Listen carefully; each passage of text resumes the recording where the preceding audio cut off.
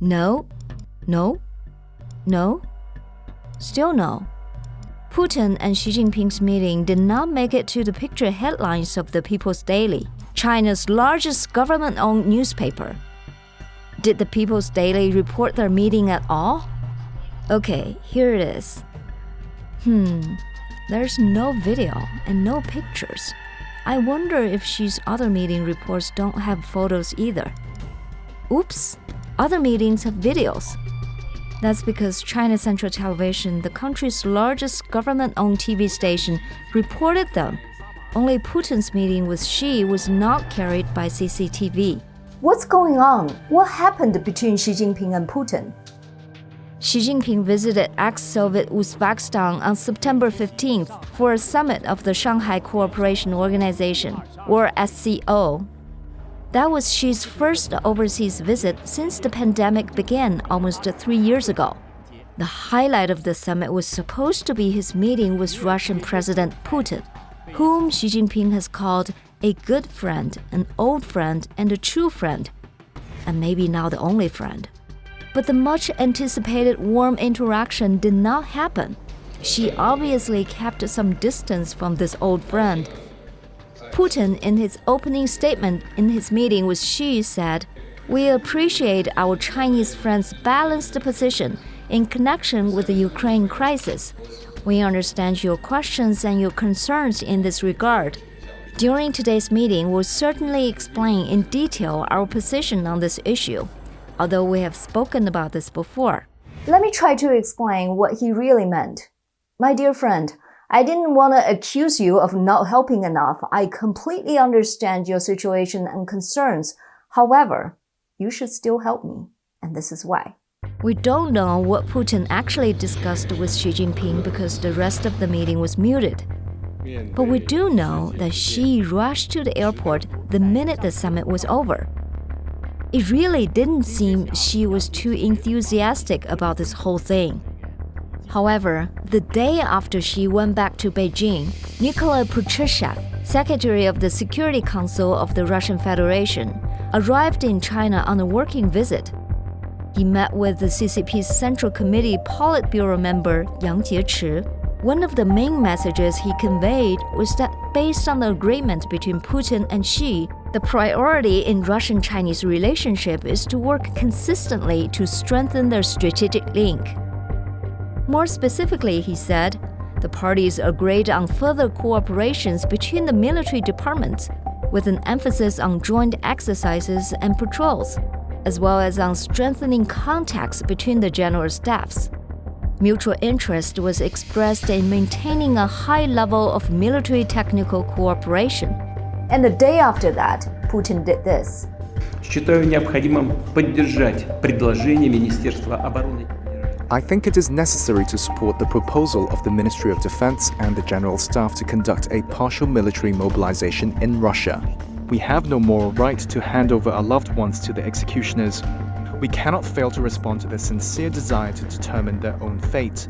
The parliaments of Donbas People's Republics, as well as civil military administrations of Kherson and Zaporizhia regions, have decided on holding referendums to determine the future of these territories and asked us, Russia, for support.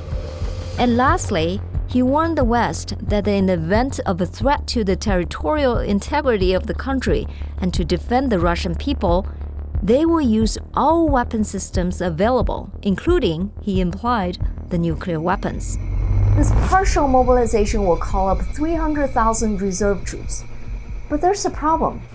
Wasn't Russia running out of weapons and ammunition already? If they get another 300,000 troops on the battlefield, what are those soldiers going to fight with? And do they have the money to support this operation?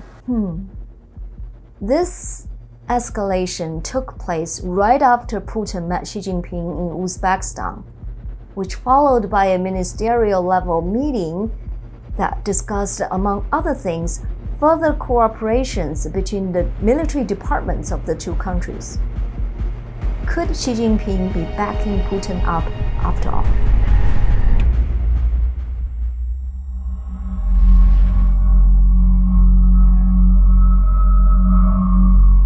This guy is more important than Patrushev and Yang Jiechi combined, when it comes to China-Russian relationships because he is the number 3 guy in China. His name is Li Zhanshu, chairman of China's National People's Congress Standing Committee. By the way, China's People's Congress is not like the Congress in democratic countries. The representatives are not elected through a real democratic process, but rather are nominated by government officials. This doesn't mean the People's Congress does not have power. It does. It legislates just like Congress in America. Only the legislation reflects the will of the party leaders, not the Chinese people. Anyway, Li Zhanshu is the head of the People's Congress, and he also ranked 3rd in the party's Politburo Standing Committee, the top ruling body in China. Last but not least, he is a Xi Jinping confidant. Li Zhanshu went to Russia right before Putin and Xi Jinping's meeting at the summit of the Shanghai Cooperation Organization. He delivered a key message to his Russian counterpart that the strategic coordination between the two countries had reached an unprecedented level. According to Russia's State Duma, Li told Russian legislators that China understands and supports Russia on issues that represent its vital interest, in particular on the situation in Ukraine, and that China is providing its assistance. 涉及俄罗斯核心利益和一些重大关切问题上，中方也是对俄罗斯也是表示理解和充分的支持，现在的乌克兰问题，那么美国和北约直接逼到俄罗斯的家门口，涉及到俄罗斯的国家安全和人民的生命安全。那么在这种情况下，俄罗斯采取认为适合应当采取的一些措施，中方是表示理解，而且从不同的方面给予策应。The English word assistance doesn't reflect the exact meaning of 策应. 策应 is more than just assistance. It's support by coordinated action, most commonly used in the military context. Li Zhanshu's promise was not improvised. His choice of words must have been discussed and decided by the Politburo Standing Committee. Therefore, it represented the top Chinese leadership's decision, although they don't want to make it as public as the Russian media did. Li Zhanshu's mention of supporting Russia over the Ukrainian war was cut from the Chinese media's readout, just like the severe downgrade of the report on Xi's meeting with Putin. But why? Who is the Chinese Communist Party hiding this information from? The CCP hid this from its own people more than anyone else. Russia had just lost 6,000 square kilometers of occupied land in Ukraine. Forming an alliance with a loser is particularly sensitive for Xi Jinping now. The party's 20th National Congress will be held in October this year.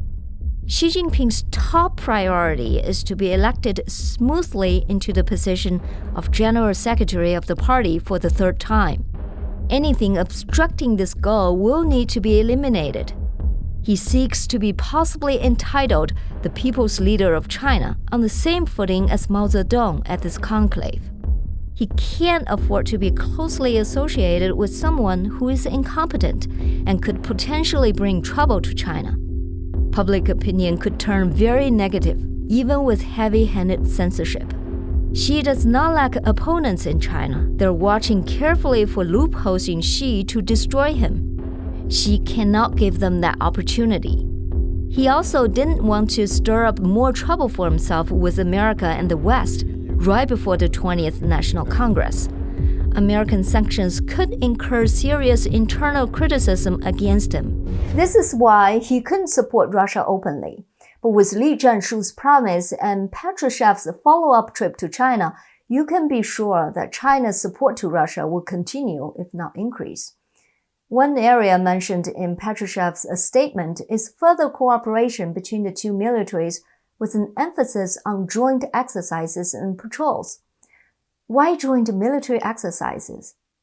A joint exercise could serve multiple purposes, and one of them could be this. If the exercise is conducted on the Sino-Russian border or in Russia, could China conveniently bring a large number of weapons to Russia? And after the exercise, What about leaving a portion of them for their Russian friends? This video was filmed by Russian citizens in Vladivostok a few weeks ago. A long fleet of Chinese military vehicles were seen driving in the city. What's inside of these vehicles, we don't know. But we do know that starting from September 1st, Russia held a week-long military exercise at 7 firing ranges in Russia's Far East and the Sea of Japan, and involved more than 50,000 troops and over 5,000 weapon units, including 140 aircraft and 60 warships. The participating parties include several ex-Soviet nations: China, India, Laos, Mongolia, Nicaragua, and Syria. If the Chinese military does leave weapons to the Russians, Russia could theoretically claim they bought them from North Korea, who bought them from China before. In fact, according to The Guardian, the Biden administration officials earlier this month confirmed a declassified U.S. intelligence assessment that North Korea was in the process of selling arms to Russia in violation of UN Security Council sanctions banning Pyongyang from importing or exporting weapons. North Korea denied such sales. Another area, as mentioned in Petrushev's statement, is the military tech cooperation between the two countries. I talked to a veteran Chinese Air Force officer about this and asked what this military tech cooperation could be. He told me that China has been relying on Russia's military doctrines and technologies since the PRC was formed, and that has lasted till today. Russia could provide advanced technologies to China in exchange for money, equipment, and components. It's highly suspected that China already supports Russia through disguised civil trade, such as selling electronics, including chips.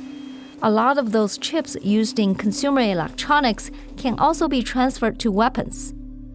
China could also transfer weapons or other materials to Russia through a third party. For example, a country in the Shanghai Cooperation Organization.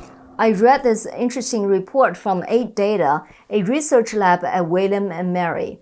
It was released in 2021, and it says that China's contracts contain unusually broad confidentiality clauses, which prevent borrowers from revealing the terms or sometimes even the existence of the loans.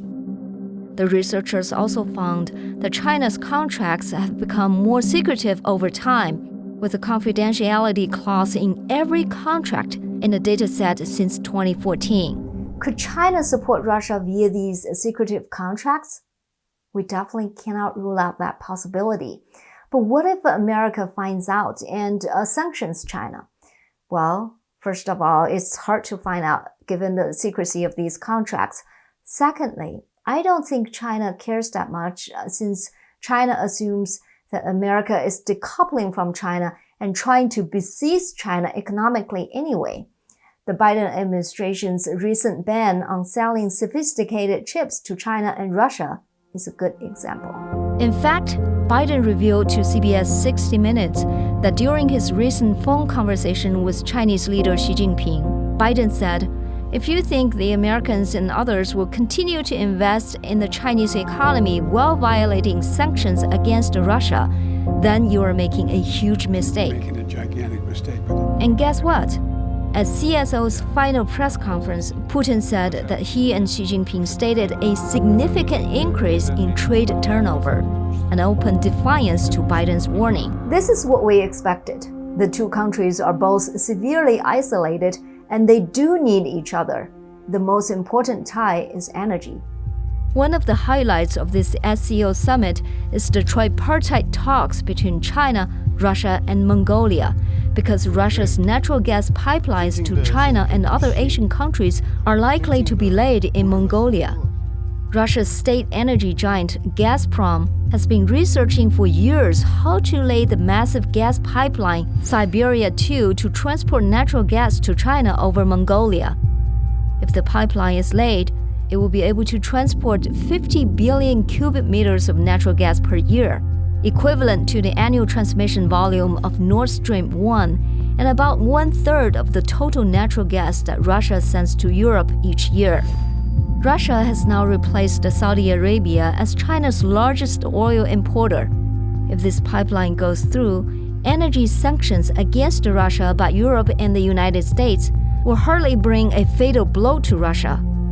At the same time, the threat to cut off oil transport from Saudi Arabia to China through the Strait of Malacca will also lose its deterrent effect. This has great strategic significance for both China and Russia. For this reason alone, China and Russia have to form an alliance.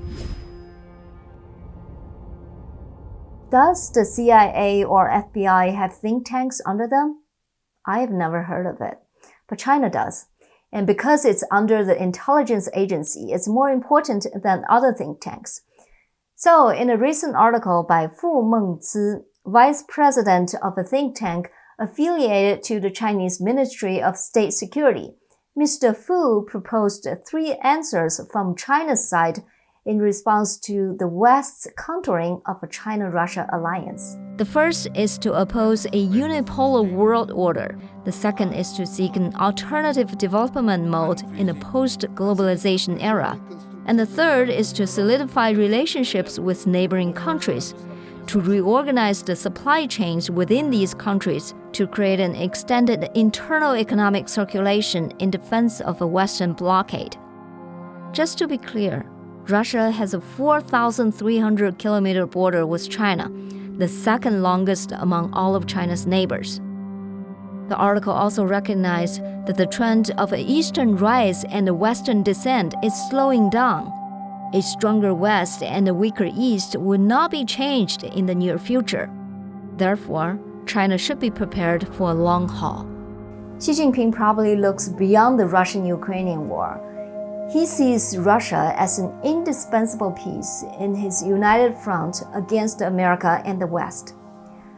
Xi Jinping's Taiwan ambition also needs Russia's vocal and material support. Yes, China and Russia compete in Central Asia for leadership. China's Belt and Road Initiative intrudes into what Russia considers its strategic backyard. But China and Russia need each other more. It doesn't seem they have other choices now. They are literally each other's strongest support. Xi Jinping couldn't let Putin fall. The deeper Putin is in trouble, the more Xi Jinping has to help him, unfortunately.